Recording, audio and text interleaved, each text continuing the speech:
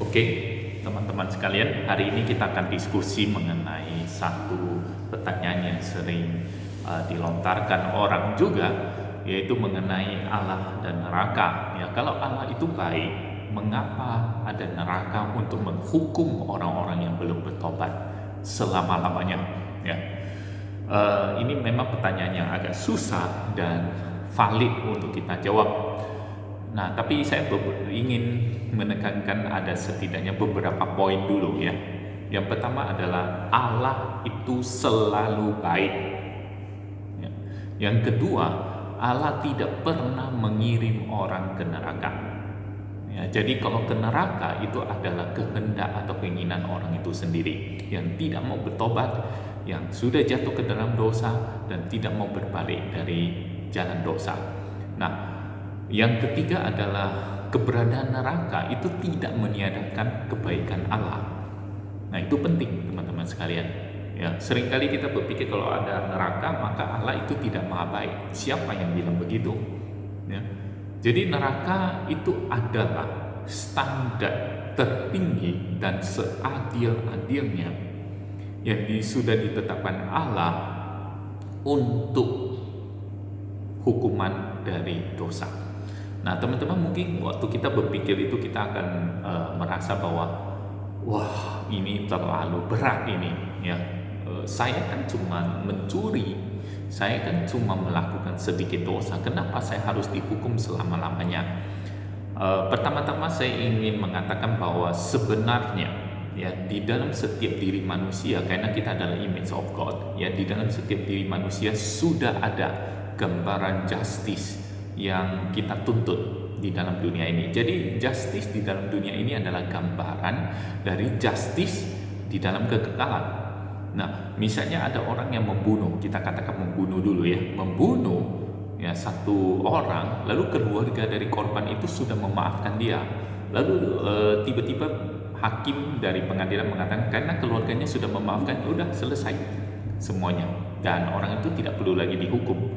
Nah, teman-teman, pada waktu kalau hukum diperlakukan dengan cara demikian, maka kita akan mengatakan, loh, kenapa bisa demikian? Gak boleh lah, ya, gak adil dan sebagainya. Apalagi ini pembunuhan secara berencana, pembunuhan yang disengaja.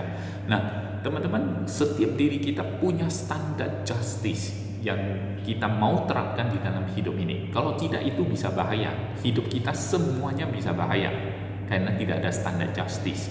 Ya, orang yang membunuh dengan dengan perencanaan itu, kalau hakimnya memutuskan ya karena keluarganya sudah mengampuni dia, maka saya akan menghukum dia 1 minggu.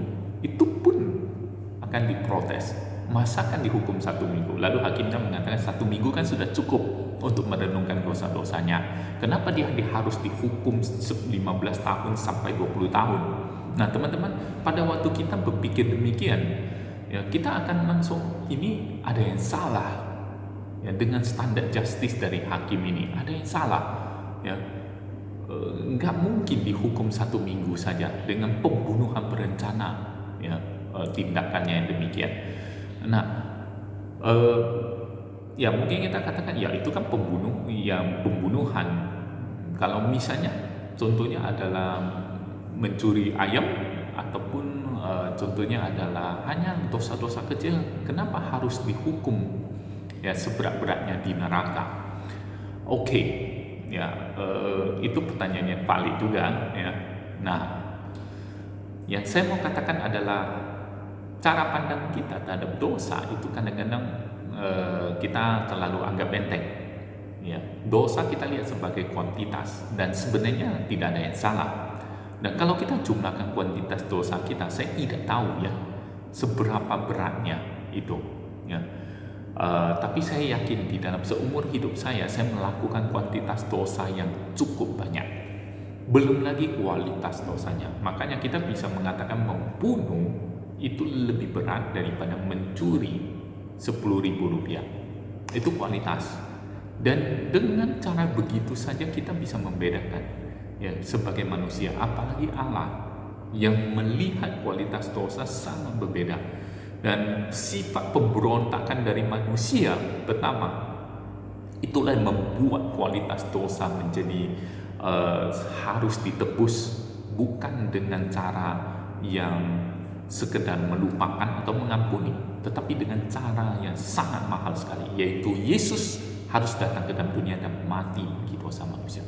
Nah teman-teman, sebenarnya saya mau katakan bahwa ketika kita melihat dosa dengan kualitas dan kuantitas di dalam hidup kita, ya, maka semua manusia sebenarnya tidak ada yang bisa diselamatkan, ya. Dan semua kita sebenarnya menghadapi penghukuman atau pengadilan yang harusnya seadil-adilnya.